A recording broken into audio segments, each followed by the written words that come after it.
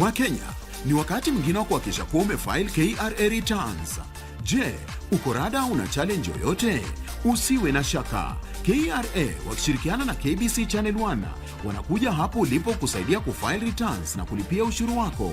Jiunge na msafara wa KRA Roadshow, uwe fiti mambo ya returns. Jumatano ya tarehe 13 mwezi huu wa Mei, tutakuwa eneo la Nanyuki kuanzia Matanya, Wiyumirire, Mugetho, Ichuga, Thigitho, Majengo na hatimaye tumalizie Nanyuki Town. Tarehe 30 Juni iko mlangoni. Usingoje hadi dakika za mwisho. File KRA returns mapema. Ishi bila stress. Jijue, jibeta. KRA, tulipe ushuru, tujitegemee.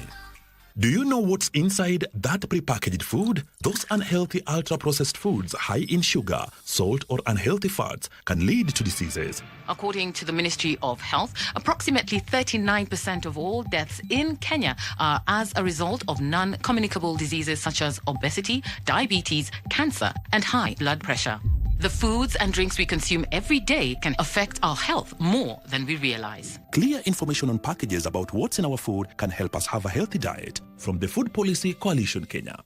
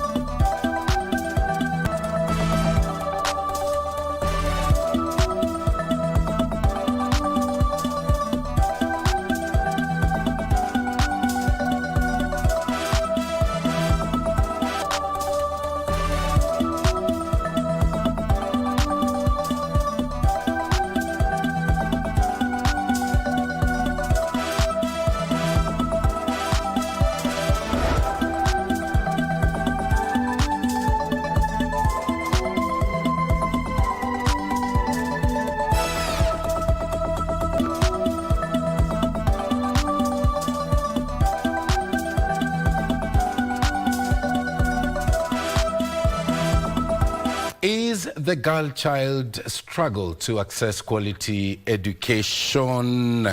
We are going to find out that on tonight's news broadcast following the survey report from Usawa Agenda on Gender Disparity. Also in the broadcast, senators passed the Division of Revenue Bill 2025 with amendments shooting down proposal by National Assembly. What does this mean? We find out in the broadcasts. And in business. And also in the world of business. In business, I'll tell you about Kenya's fast exports to China under zero tariff regime of goods comprising a total of 5.2 million shillings. That coming up later in business.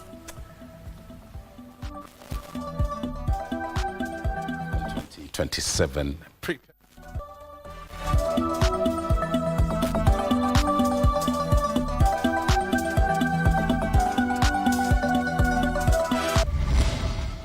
Africa needs coordinated financial firepower, capable of financing infrastructure, industrialization, trade corridors, and energy transformation in our continent on our terms. President William Ruto calls for intra-African trade as opposed to foreign aid.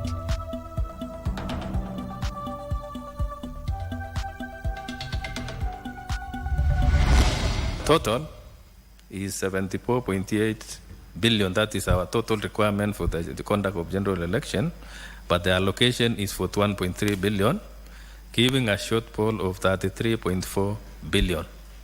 That is the overall picture. The electoral body decries a budget shortfall for the 2027 general poll.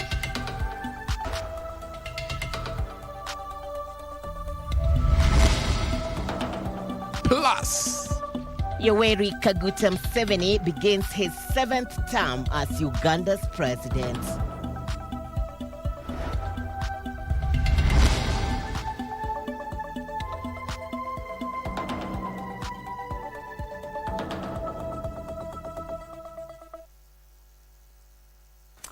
well, it's a cold evening here in Nairobi, Kenya, but we want to warmly welcome you to this live broadcast. I am Mboya. I am Muchuma Odim. Our sign language expert tonight is Lucy Mwaura, and it is Tuesday. It's Tuesday. Every Tuesday, we brace your screens with the African touch, appreciating our African culture and heritage. And today is no different. That's right, and we're going to open this coverage with our top story. France and Africa have agreed to foster new relationship that will drive collaboration and mutual respect. Under the new framework dubbed the Nairobi Declaration, the two have agreed to increase investments in research, mining, green technology, and security cooperation. Well, President William Ruto has said that the new document presents a new opportunity for Africa and France to deepen bilateral ties. Alan Oko's story is still being put together. We'll bring it to you a little later on, but let's move on to our second story of the night. African leaders are calling for increased private sector financing to accelerate the continent's green energy transition and industrial transformation. Speaking at the ongoing Africa Forward Summit in Nairobi, President William Ruto said Africa's youthful population and growing innovation ecosystem place the continent in a strong position to drive sustainable development through technology, entrepreneurship, and clean energy investments. Here now is that report. African countries are increasingly positioning green industrialization and clean energy investments at the center of their long-term economic growth strategies amid rising pressure to transition towards low-carbon development models. However, these green transition projects lack the requisite funding. We cannot accept a future in which Africa simply exports raw green minerals, while industrial value addition, advanced manufacturing, and technological innovation take place elsewhere. That model belongs to the past. Africa's youth innovations through fintech, digital trade, and startup ecosystems have fueled economic transformation, financial inclusion, and job creation. Our youth population is not a burden to be managed. It is an extraordinary strategic advantage to be invested in. Ruto further rallied calls for a stronger African voice in shaping global economic and development priorities through representation in global decision-making institutions such as the United Nations Security Council. Kenya, therefore, remains steadfast in its support for the common African position as articulated in the Ezulwini Consensus and the City Declaration, which calls for Africa to be accorded permanent representation on the Security Council with all the prerogatives and privileges of permanent membership, alongside additional non-permanent seats. As the Africa Forward Summit concludes in Nairobi, Kenya seeks to attract new investment opportunities, strengthen regional trade partnerships, and position Nairobi as a leading hub for innovation, finance, and green industrialization in Africa. Africa must take greater ownership of its development financing and future growth pathways. This was the rallying call at the second day of the Africa Forward Summit, where African leaders were called upon to increase domestic resource mobilization to fund the needs that require priorities in the continent. Reporting for KBC Channel 1 from the Africa Forward Summit at KICC, my name is Ndota Mokami. What are your thoughts on private sector green financing? Speak to us on our social platforms at KBC Channel 1 at KBC Digital. Onto a story compiled by Ruth Mboya. 5 youths among those arrested at Kenyatta International Convention Center during the ongoing Africa Forward Summit have denied the charge of offensive conduct and disruption peace before Milimani's Chief Magistrate Court. Informed Child Magistrate Rose Ndombi that the youth. They have never been arrested before, and they've never been in conflict to the law. Secondly, these are all young students with bright futures. For example, the first accused is age 21. They all have fixed abodes. They've all shown up to their schools for the last couple of years and also promised to show up religiously to court with the same determination they have shown in showing up to their classes. Considering that the offense is alleged to have taken place during an international event, which is the summit, the context calls for public order and decorum. Bail terms must therefore reflect a balance between individual liberty and public interest. The 2,000 Kenyan shillings proposed would be adequate in a normal circumstance. However, according to the circumstances presented, the court finds that a cash bill of 5,000 will be sufficient. Therefore, each accused person will be released on a bond of 50,000 with a surety of similar amount, or a cash bill of 5,000 with one contact person. On to a story we highlighted at the beginning of the broadcast. The Independent Electoral and Boundaries Commission, IEBC, says that it requires 74 billion shillings to deliver a free, fair and credible general election. Appearing before the National Assembly's Justice and Legal Affairs Committee, presenting their budget estimates for the 2026-2027 financial year, the electoral body said that they have only been allocated 41 billion shillings, leaving a shortfall of 33 billion shillings, which commissioners note could hinder their activities during the polls. Here now is Abdiaziz Hashim with the details. With 15 months remaining to the 2027 general election, a very transparent, credible and efficient election 2027. The Independent Electoral and Boundaries Commission, IEBC, now says it requires 74 billion shillings to deliver free, fair and credible polls. Now the total is 74.8 billion. That is our total requirement for the conduct of general election. But the allocation is for 1.3 billion, giving a shortfall of 33.4 billion. In February, March, that's when you come out crying that you don't have funds to do the host of things you're supposed to do. That's why we are talking about timelines, timelines, timelines. Legislators raise concerns that the polls are becoming an expensive burden to taxpayers. The budget request is a moving target. The last time you were in front of us, you were asking for a total of 61 billion. Now it has gone to 74.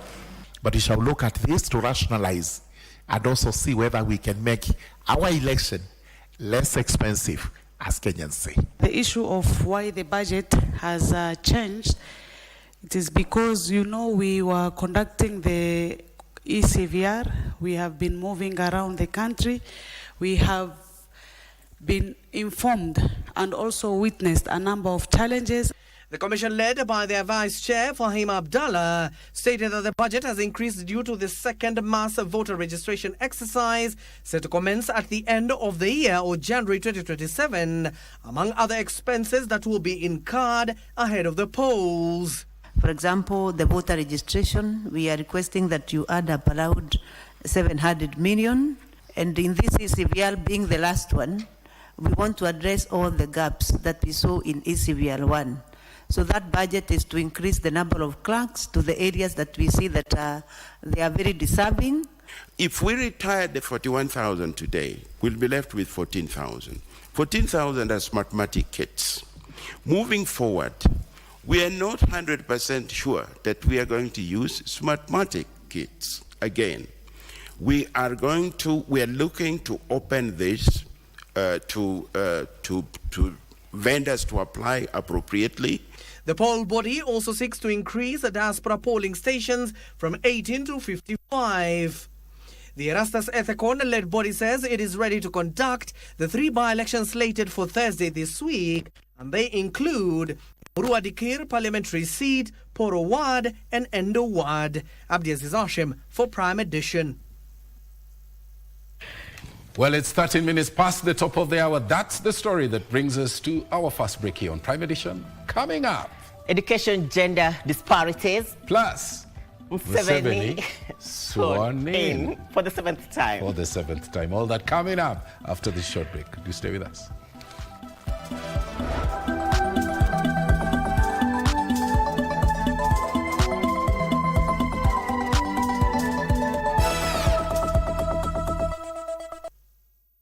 What's inside that prepackaged food? Those unhealthy ultra-processed foods high in sugar, salt or unhealthy fats can lead to diseases. According to the Ministry of Health, approximately 39% of all deaths in Kenya are as a result of non-communicable diseases such as obesity, diabetes, cancer and high blood pressure. The foods and drinks we consume every day can affect our health more than we realize. Clear information on packages about what's in our food can help us have a healthy diet. From the Food Policy Coalition Kenya. Nairobi, your time is now. Masani ya kutoka blog na KBC imeamua lazima uomoke. Tutakuwa tunakaa mtaa yako kukuomosha very fast. Jibu maswali zangu 3 tu. Tuoneka kweli wewe ni true fan wa KBC Channel 1. Na ukizipata 25K ni yako.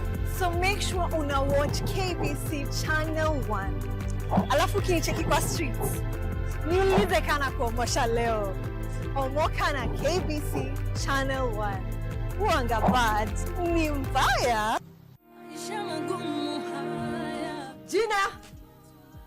Jina!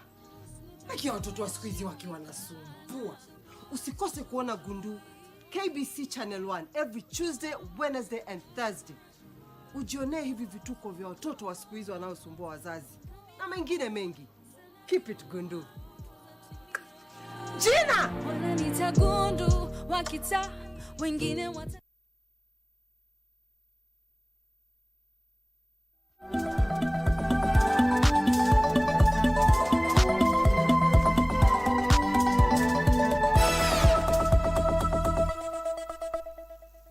Welcome back to the second part of this live broadcast. Our socials at KBC Digital at KBC Channel 1. Girls in this country, Kenya, still struggle to access quality education compared to their male counterparts. A survey by the Usawa Agenda on Gender Disparities in Education revealed that whereas more girls than boys have enrolled in secondary schools, girls still grapple with inadequate infrastructure, leadership, staffing, and sanitation in their schools. That's right, in their schools. Their findings underscore the need for targeted policies that address structural biases and also improve inclusive infrastructure, as well as promoting gender-responsive education planning. This story was compiled by Eden Ibrahim. The 2026 Gender in Education report by Usawa Agenda launched at the Kenya Institute for Curriculum Development, KICD, indicates a higher enrollment for girls than boys in secondary schools.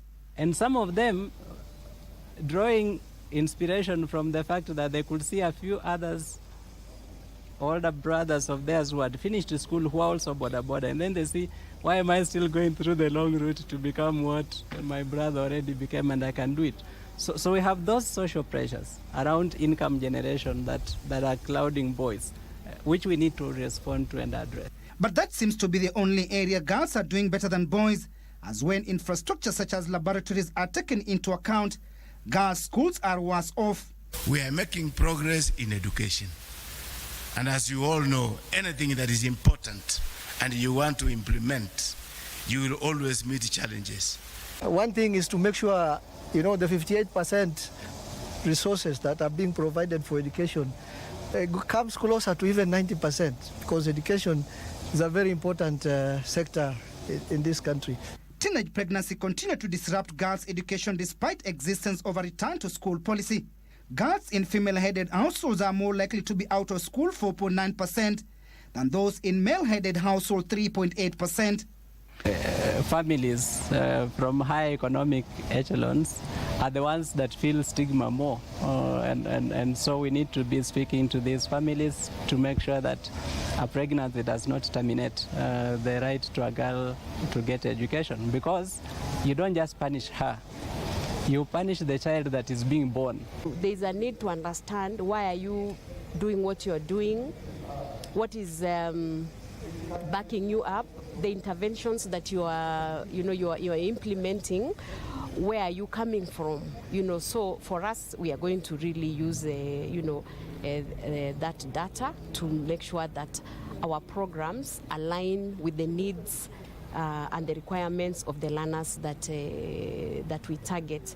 We develop proper policies that will govern the education sector. Like, for example, when female teachers are teaching across all levels of schools, but they are not managers of those schools, then we should look at what systemically has gone wrong in this kind of an arrangement.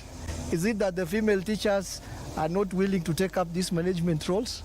Or is it that the society has designed these management roles in a way that only men can take up those roles?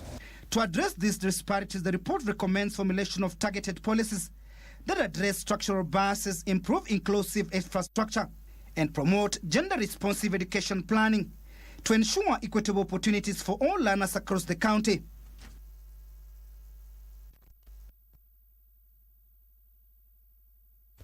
On to one of our top stories. Yoweri Kaguta Museveni has been sworn in for his 7th term as president of Uganda at the Kololo ceremonial grounds in Kampala. Well, having secured victory in January of 2026 elections with over 70% of the vote, the 81-year-old extends his 40-year rule at the helm. A ceremony that was attended by regional leaders, including a 21-gun salute and military parades in honor of the commander-in-chief, who described his upcoming tenure as a term of no sleep. Yusuf Farah is on that story. Has arrived. In a colorful ceremony attended by regional leaders, Museveni received the ceremonial instruments of power as thousands of supporters cheered their leader, who is assuming office for the 7th term as head of state. We now have a new president.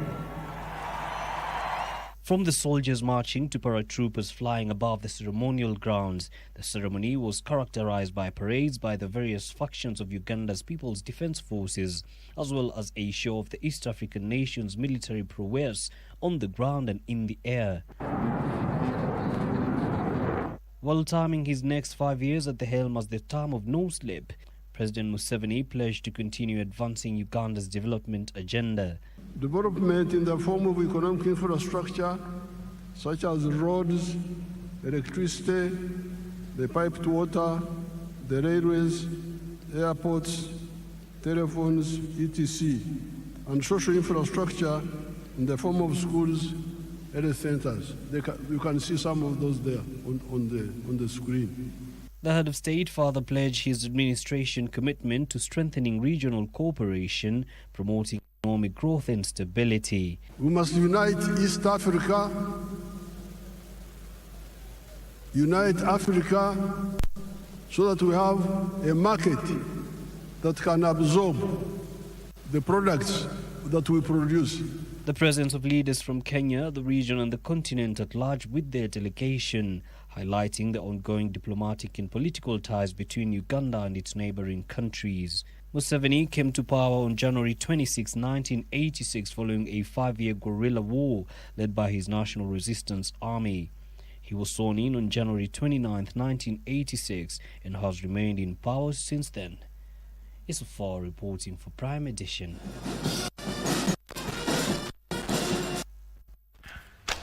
On to politics. Tuesday, a group of scholars and business leaders in Kiambu County want it to be split into two, owing to its massive population.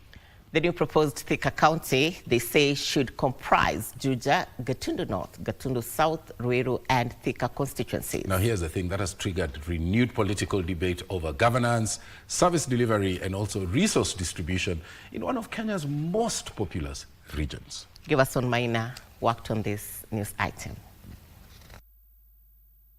The Jubilee Party wishes to officially inform the people of Olkalau constituency and the country at large that the following the party's invitation to all interested aspirants to apply for consideration as a party candidate in the upcoming Olkalau parliamentary by-election, the party has successfully concluded its internal consultations and nomination processes. The party has settled on engineer Wilson Kigwa, who will now fly the party flag in the forthcoming by-election. We have agreed, and we agreed through negotiations together, that I will be the representing candidate for Jubilee in Olkalau constituency. The government, through the Ministry of Health, has reinstated the Directorate of Nurses in a move aimed at strengthening and empowering the nursing profession. Now, speaking during the International Nurses and Midwives Day that took place here in Nairobi, Kenya, Health Cabinet Secretary Aden Duale regretted that for a long time the Directorate has been lacking, yet established in the Constitution, saying that its non-existence has paralyzed the profession. While acknowledging the challenges nurses face while on duty, Duale reaffirmed the government's commitment to investing in profession, which is said is the backbone of the healthcare system in the country. Timothy Kipnusu is tonight our health reporter. Kenya joined other nations in the world in commemorating the International Nurses and Midwives Day 2026. It is here that calls were made for the government to pump more resources into the profession. Speakers at the forum, led by Health Cabinet Secretary Aden Duale, used the opportunity to assure the nurses that the government is working on ensuring the Nurses Directorate is functional to address the bottlenecks in the sector. It's a national commitment to recognizing excellence, celebrating service, elevating the role models within the profession. Affirmation today by the CS Aden Duale that the Directorate of Nursing Services is going to be formed by the powers conferred to him by the Health Act 2017 is a blessing to the nurses.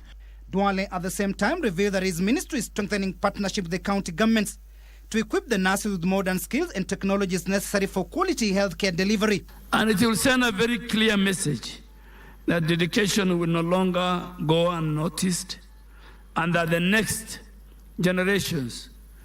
Health Principal Secretary Mary Mudhoni, who hailed the nurses for their resilience and perseverance in their work, said the ministry is working on expanding nurses training to create pathways for career progression.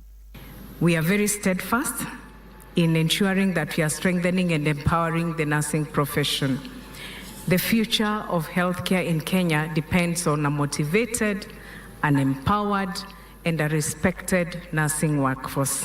From the feedback that we got from nurses, the one thing that was very clear is how can we elevate the image of nursing? How can we improve the profile of nursing so that nurses are valued in our society? Kenya National Union of Nurses Secretary General Seth Panyako has, however, urged the government to move with speed and address the understaffing currently facing the nursing profession, which has strained the workforce. You've heard him talk about that internship, how we have worked with him closely. I had a lot of confidence in Honorable CS Aden Duale. And when other people opposed him, we were the first people to come and support him and say we need him at the ministry. And indeed he has delivered. The celebration was held under the theme, Our Nurses, Our Future, Empowered Nurses Save Lives. CS has touched on very pertinent issues that affect nurses, including Directorate of Nursing, which is points directly to nursing leadership, support for how they get remunerated. We come in as a partner in terms of strengthening clinical education for nurses in training institutions and also nurses who are already qualified and are practicing. We've seen the guideline for the internships being launched. That means, we're all very particular and specific about the future of nursing. Timothy Kipnusu for Prime Edition.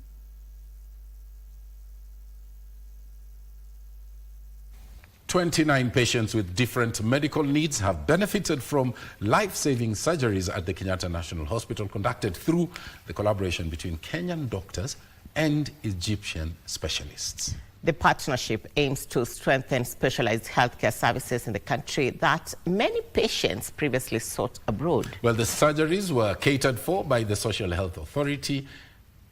And here is that report. By Kasichana Masha. The two-day medical camp at the Kenyatta National Hospital So Kenyan medical experts, in collaboration with their counterparts from Egypt, perform 4 different medical surgeries, among them orthopedic, gastroenterology, cardiac and urology, benefiting 29 patients. On the second day of the camp, KBC Channel 1 joined the experts where they were performing an aortic valve stenosis, a life-saving open heart surgery. She was suffering from stenosis in her aortic valve. I mean, the aortic valve is so tight that it won't allow the blood to go for the rest of the body. So this will put a strain on her heart. We need to take this valve and put a new one in place. I had an issue of chest pain from time to time, being on medications, in and out hospital. So eventually when the narrowing of the valve becomes at a certain area, which is quite limited, what we call, like in this patient, critical stenosis, then they are not able to do their usual activities as expected. We need the patient to be asleep. It's hard to open somebody's chest, stop the heart when they are awake. So what we usually do, we put the patient to sleep for their comfort, for analgesia, and even for the facilitate the surgery happening. However, a clarion call has been made to Kenyans to seek early and regular medical checkups to avert future medical complications. We wouldn't have gotten to a very severe stage whereby the patient is not able to walk on an incline, is not able to do the daily activities. Heart surgery professor Gamal Sami says there's still a need to leverage chronic heart diseases. If I can give them some of my experience and they are happy with it, I'll be glad to come back and do some more work, maybe start program for coronary artery surgery, because this is lacking here. In an orthopedic theatre, a knee replacement surgery on an 80-year-old man is ongoing. Replacing the lining of the femur. Femur is the thigh bone, and also the lining of the tibia, which is the bone below the knee. And also replacing the patella, or what people call kneecap. Dr. David Kinyanjui, an orthopedic surgeon, says such surgeries are mostly done to elderly persons, urging the young generation to seek medical intervention in good time. From the camp, the medics performed 6 orthopedic surgeries, 15 gastroenterology surgeries, which is a procedure to treat diseases of the digestive system. They also performed 2 cardiac or open heart surgeries and 6 urology or urinary tract surgeries. All the surgeries were catered for by the Social Health Authority.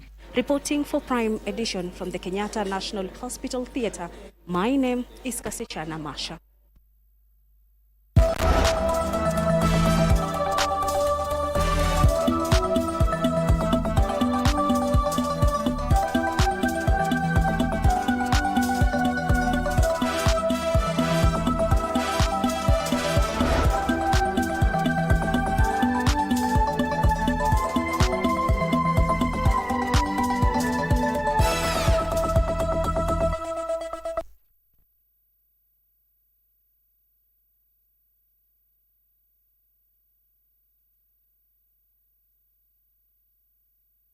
In a world where news is ever-changing, staying informed is more important than ever. Join us every week on News Check, your go-to show for the latest in current affairs, breaking news and in-depth analysis. A warm welcome to KBC News Check. From politics to global events, we bring you content that matter to you. We're not just speaking about the governance and how we want to see it, but want to actually participate.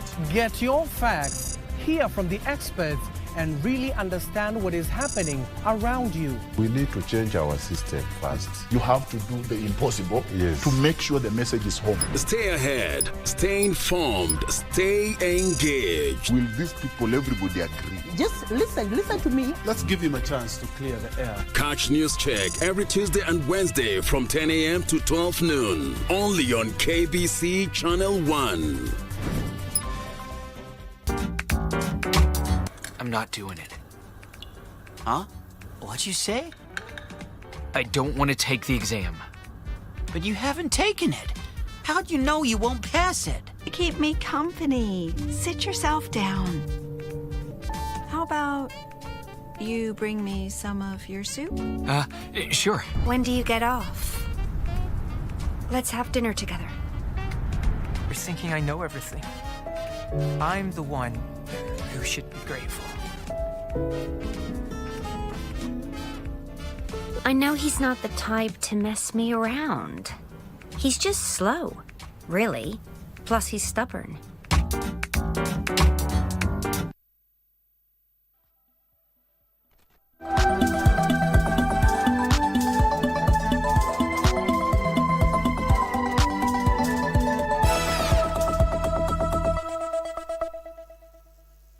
Welcome back.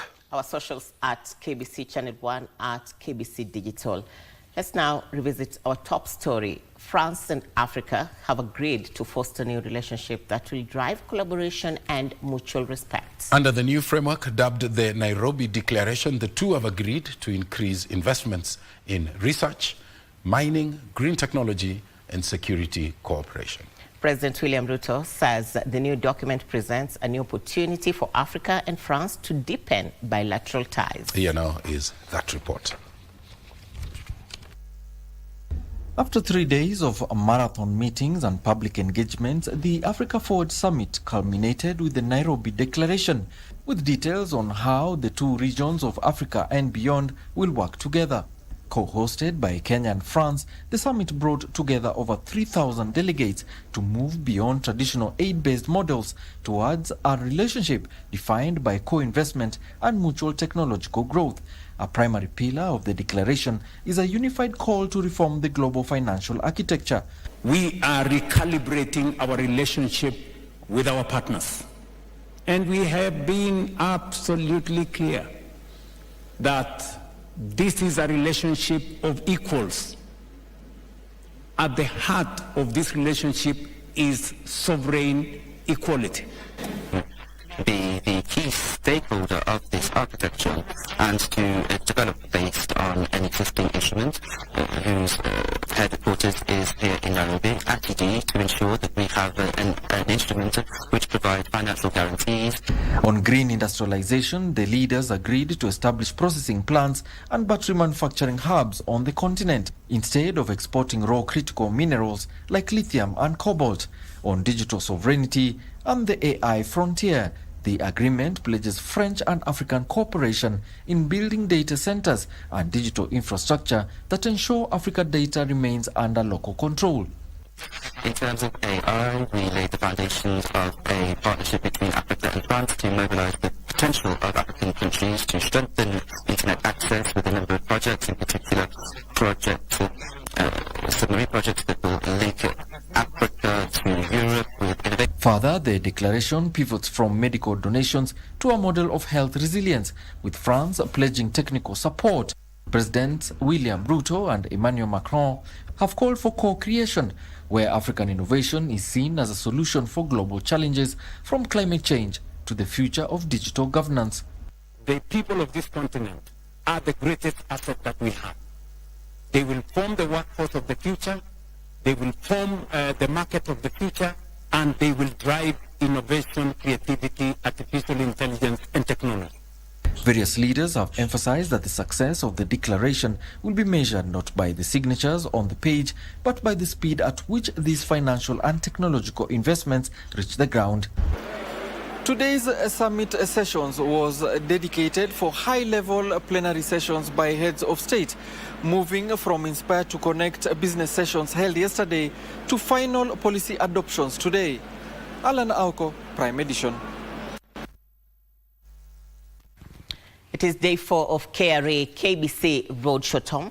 That's right. The G Better campaign by the Kenya Revenue Authority entered Nyeri County on Tuesday, targeting eligible taxpayers in that region. Taxpayers in Karatina, Mukurweini, Othaya, Nyeri Town, Muiga, Chaka and Narumoro turned up for the sensitization campaign and to file their returns ahead of the June 30th deadline. Now, the Jibeta campaign encourages the simple and zero-cost filing of returns through WhatsApp or a short code. The taxman targets to mobilize 300 million by the end of June.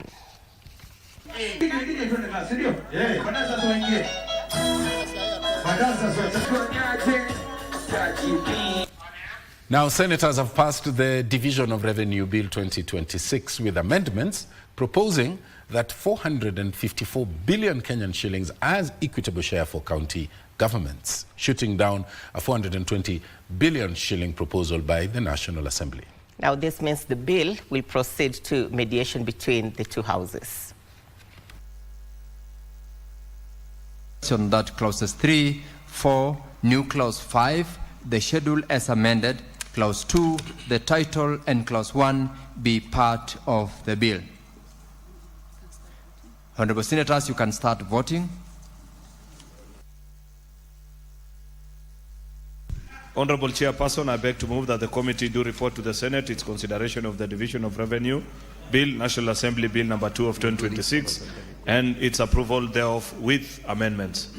Honorable Senators, I now put the question that the committee do report to the Senate its consideration of the Division of Revenue Bill, National Assembly Bills number 2 of 2026, and its approval thereof with amendments.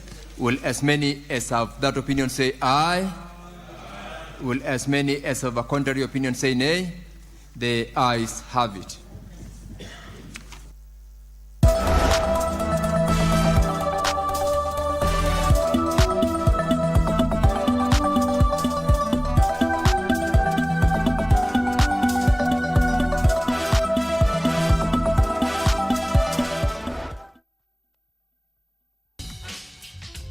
So excited. We were allowing our imaginations to run rampant, okay? We had colors and names and parties and all the things we were going to do. And the nurse checked and said, "I'm so sorry." Michelle Wilkins has sung with some of the top artists in the Christian music scene, from Mandisa to Toby Mac. All that time on stage didn't compare to the joy of finding out she and her husband Michael were expecting their first child. The lady says, "Oh, I'm so sorry, but there's no longer a heartbeat." It hurt. It was like a pain I had never felt before.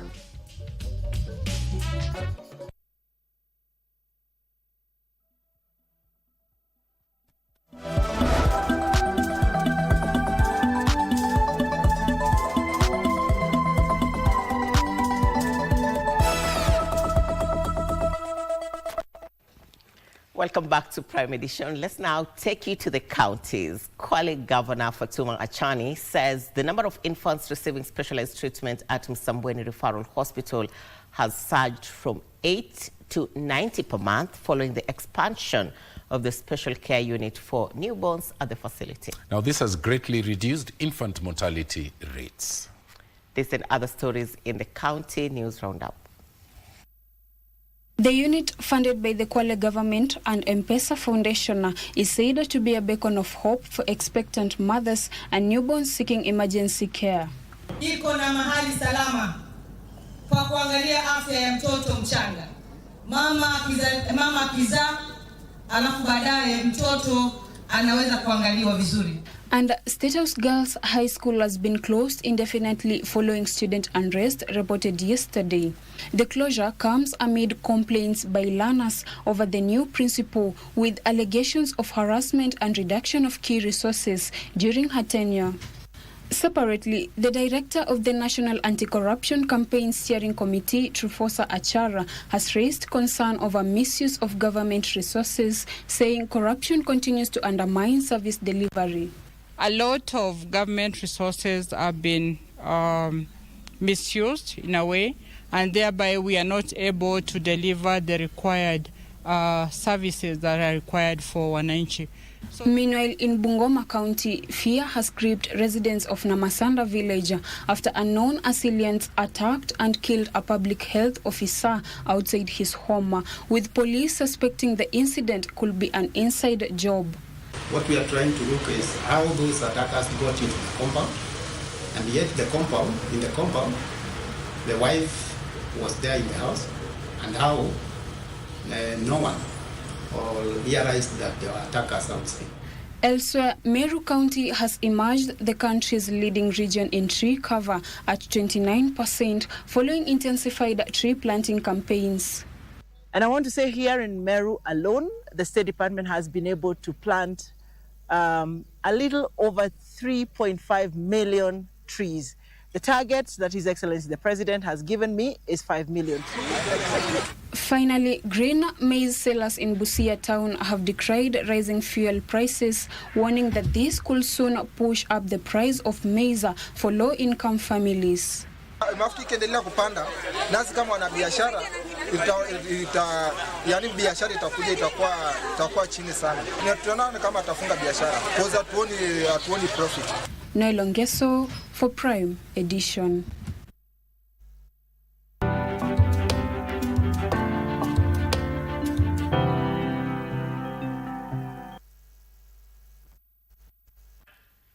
Hello there, and a very good evening to you. We hope that you're having a wonderful evening. My name is Trevor Ngendo. It's now time for business. Kenya is integrating public-private partnership deals into its debt management strategy in a bid to stop hidden fiscal risks from the public debt. National Treasury Cabinet Secretary John Badi warns that weak oversight of public-private partnership contracts could leave the government exposed to costly guarantees, currency shocks, and long-term liabilities. Public-private partnerships have been largely presented in Kenya as a solution to fiscal pressure, a way for government to deliver roads, ports, housing, energy and water infrastructure without immediate large-scale public borrowing. PPP frameworks provide governments and private capital with shared structured mechanisms capable of aligning national development priorities with financing capability. However, reviews by the National Treasury, the World Bank and the International Monetary Fund have cautioned that public-private partnership deals do not eliminate government exposure. The goal is not to do more PPPs. I think we have moved forward from there. It is to do better, more bankable, and PPPs at scale.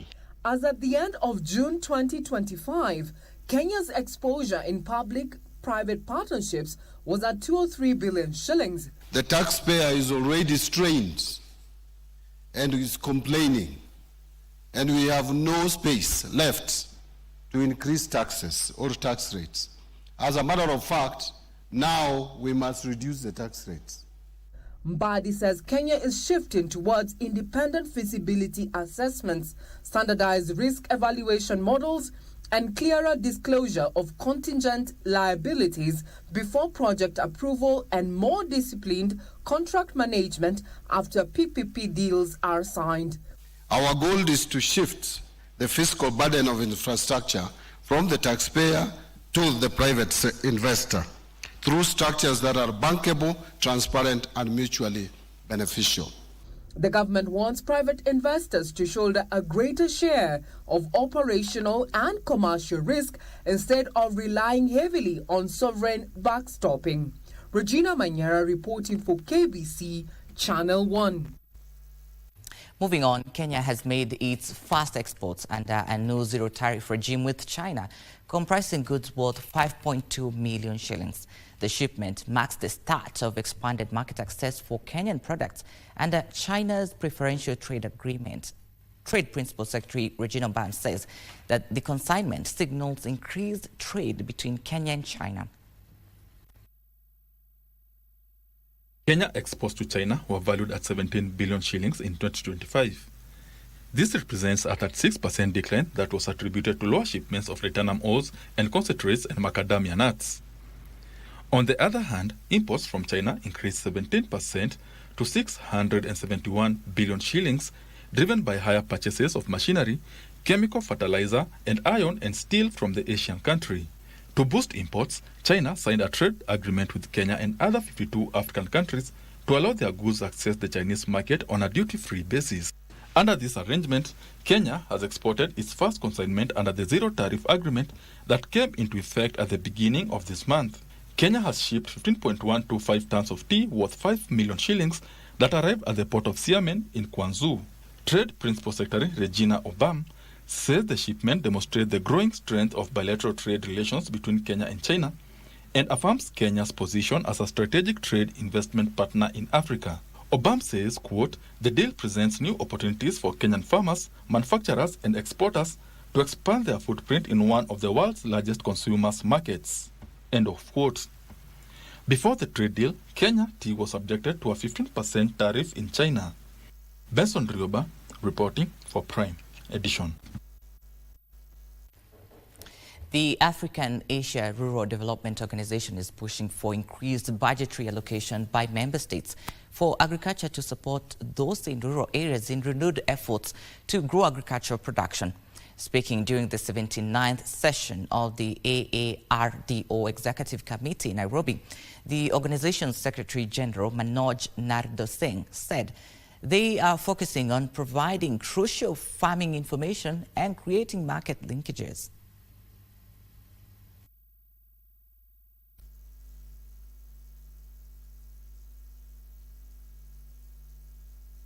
Present era of artificial intelligence, both challenges and opportunities are emerging to advance rural development. Among the opportunities, smarter agriculture, improved market connectivity, enhanced advisory services, more efficient delivery of public services, which can bring sustained and substantial benefits if applied responsibly. Agriculture remains central to Kenya's economy and livelihoods, and since 2019, the government has prioritized increasing smallholder incomes, enhancing productivity and value addition, and ensuring food security for all households. Clearly articulated in international development frameworks and in many documents, where the importance of leveraging innovation and accelerating investment in rural areas highly underscored, as development pathways have to remain sustainable and equitable. We unfortunately aberrantly note that last month IMF World Economic Outlook has underlined long-term outlook for 2026-2030 remains the lowest in decades.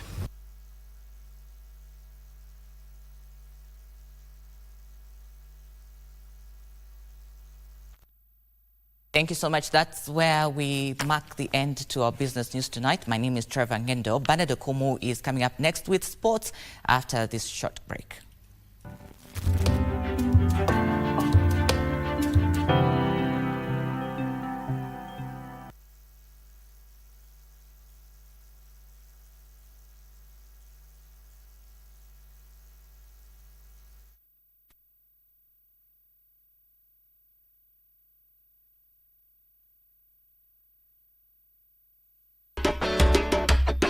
Ukazichukua ukaenda ukazibadilisha namba na ukaanza kuziuza. Ndio liibiwa? Mimi bado ibiwa nduzi. Kijana yako alikwambia liibiwa na nani? Ngo yele sikuwa na pen. Na hii pen. Pen. Apiko. Ndio tukapata wewe anatengeneza number plate, anabadilisha, anauza. Tembea polepole na mwendo wa haste ukienda nyumbani. How can pikipiki swim like a fish? Ilienda kwa mtu ikaenda ikiduguruma tu. Mzee, mimi ndio nilisema mvua inyeshe wakati ile uko kwa barabara. Si wewe ulisema kwani wewe ni nyesaye, ubenyezao wale mbuli.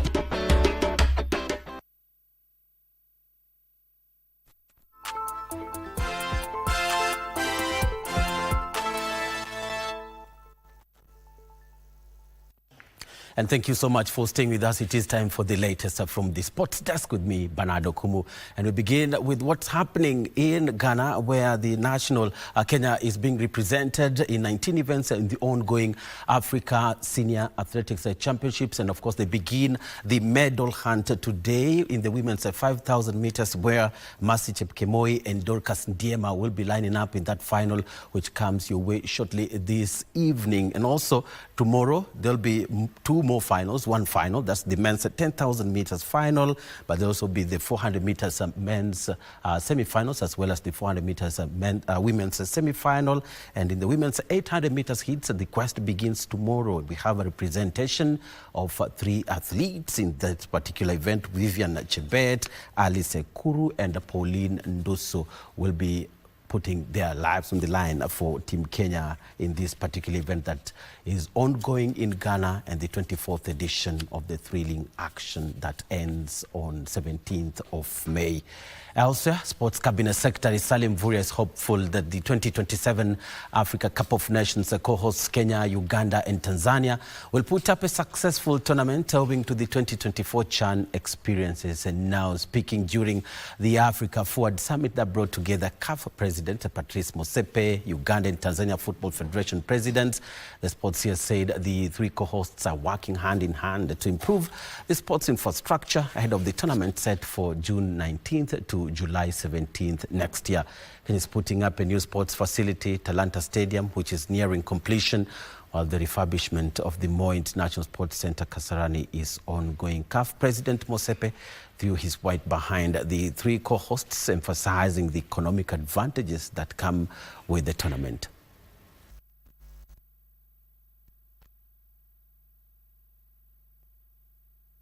The confidence you have brought to East Africa.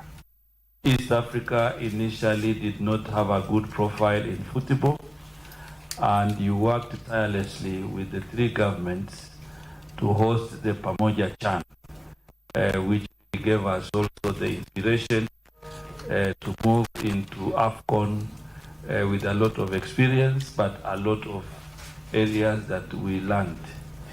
3 weeks ago, we were hosted in Uganda by our colleague, and we are running through some of the key areas that we need to work together. And therefore, your visit this morning, running through the days of the summit, are also very occasional, because we will have a chance to discuss key issues, and we also have a chance to learn connection with the AFCON. So, and Morocco, the benefits that Morocco derived from AFCON, according to Nielsen, $2 billion. So I don't mind if 1 point, just 600 for you, 600, but I mean, it's going to be more. Also, Mathare United have parted ways with head coach John Kamau. Just 3 matches remaining in the 2025-2026 FKF Premier League season. The Axe fell following Sunday's 2-0 defeat to APS Bomet, a relegation-threatened side, a result that club's hierarchy deemed the final proof that a change was necessary. Assistant coach Mohamed Muchuma will take over as interim head coach for the remainder of the 2025-2026 season. Muchuma has been part of the technical bench since both he and Kamau were brought in ahead of the current campaign. Now faces the task of steadying the ship across the final 3 fixtures. Mathare United is placed 14th on the standings with 35 points, 2 points off safety. Now the 2008 champions will face Mara Sugar, Ulinzi Stars and Bandari FC in its final league matches.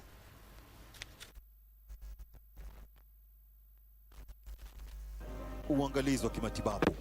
Maswali yanampita akilini kwa mkororo usizo katika mwalimu.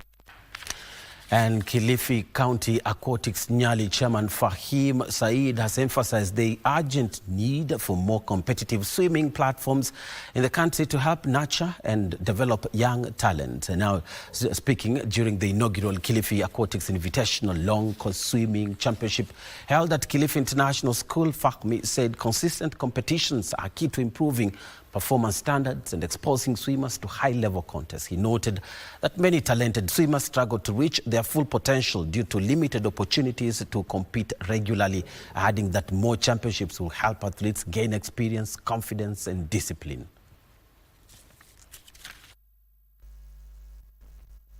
This event has brought us here together to see how our swimmers perform in different criteria on swimming. We took down short course, now in long course. We want to take our swimmers farther and farther. We're happy to be here. We're happy to perform. We're happy for our team performing at this level.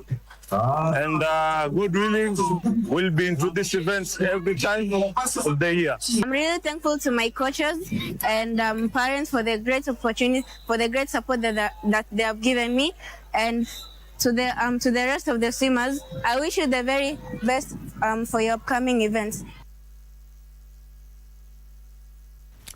And finally, the 5th edition of the grassroots soccer tournament Chapadimba kicked off in Kisumu with football teams bracing for the grueling battle ahead. This year's tournament, according to the organizers, has introduced key pathways for the talents that will be identified. After the conclusion of the tournament, an all-star team comprising 32 outstanding players scouted from the tournament will represent Kenya at the prestigious Gothia Cup in Sweden. The second pathway focuses on education with 150 outstanding players set to benefit from tertiary scholarships. This year's tournament has also reduced the age category of players to 15 to 18 years from the previous 16 to 20 years. The tournament will take place across 8 regions nationwide, structured in 5 stages: the ward level, county level, inter-county level, regional level, and national finals. National winners in both categories will each receive 1 million shillings.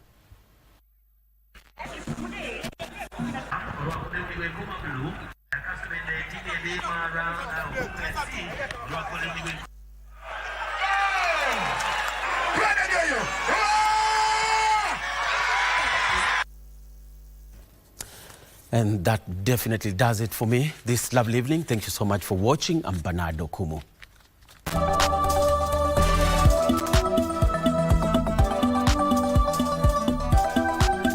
Many thanks indeed, Bernardo Kumu, for that update.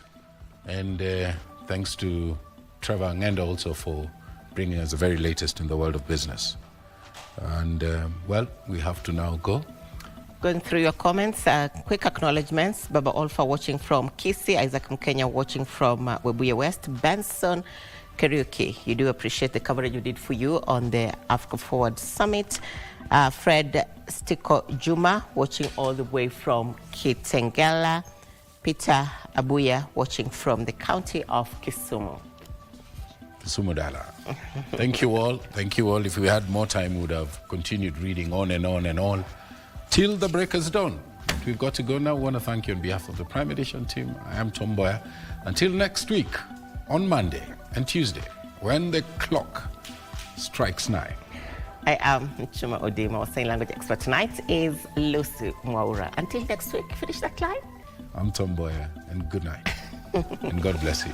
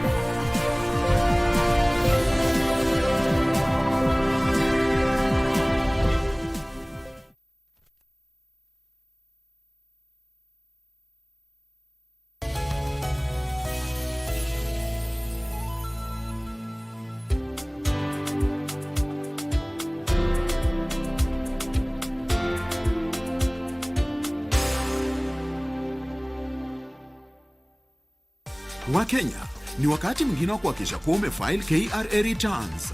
Je, uko rada una challenge yoyote? Usiwe na shaka. KRA wakishirikiana na KBC Channel 1 wanakuja hapo ulipo kusaidia kufile returns na kulipia ushuru wako.